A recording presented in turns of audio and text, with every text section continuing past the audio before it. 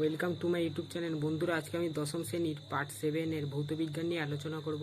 তো আসো দেখা যাক। বন্ধুরা, একের দাগের উত্তরগুলো দেখো। প্রথমেরটা হবে অপশন ঘয়েরটা, তারপরেরটা খয়েরটা, তারপরেরটা ঘয়েরটা। তারপরে কোশ্চেনটা বলেছে লেখচিত্রের সাহায্যে ওহমের সূত্রটি প্রকাশ করো। এখানে উত্তরটা আছে।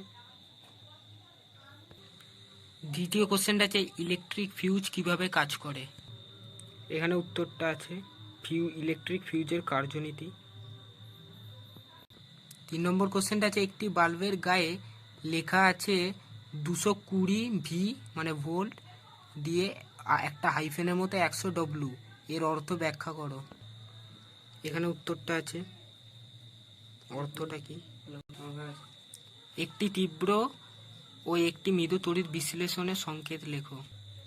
এখানে তীব্র তড়িৎ বিশ্লেষ্য পদার্থ এবং মৃদু তড়িৎ বিশ্লেষ্য পদার্থের উদাহরণ আছে, যে কোনো একটা করে লিখে নাও।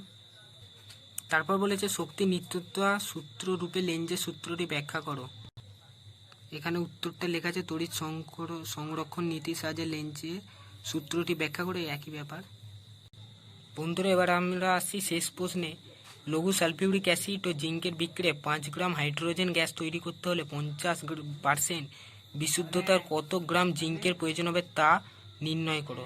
জিঙ্কের এখানে বলেছে জিঙ্কের মান 65.5, অক্সিজেনের 16, এস মানে সালফার এর সালফিউরিক এর হচ্ছে 32, হাইড্রোজেনের 1, এইচের। তো এখানে বিক্রিয়ার সমীকরণ বলে দিয়েছে, সমীকরণটা এইটা হবে। গরম করে নাকি ঠান্ডা বিশাল প্রবলেম। তো উত্তরটা আমি দেখাচ্ছি ছবিতে, আর ব্যাখ্যা করছি না, লিখে নাও। তো এখানে উত্তরটা আছে, তোমাদের আর সময় নষ্ট করবো না, তোমরা লিখে নাও উত্তরগুলো। তো আশা করছি বন্ধুরা আমার এই ভিডিওটা খুব ভালো লেগেছে, তাহলে লাইক, শেয়ার এবং সাবস্ক্রাইব করে দাও।